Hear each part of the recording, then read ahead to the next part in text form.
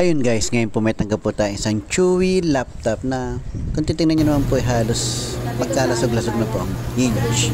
Yan po ang gagawin natin sa pagbabalik ng WhatsApp Bob.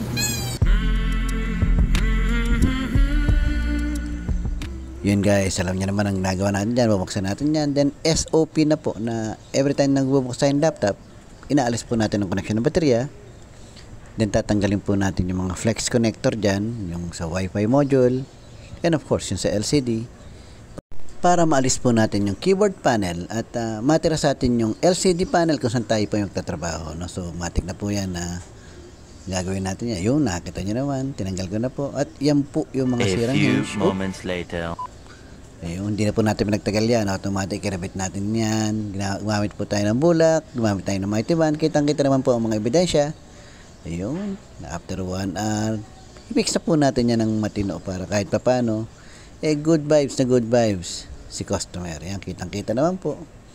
Parang walang nangyari. Ano? So, yung, double check. Isa pa nga, kuya. Yung, isa pa nga. Oops! Maraming salamat po.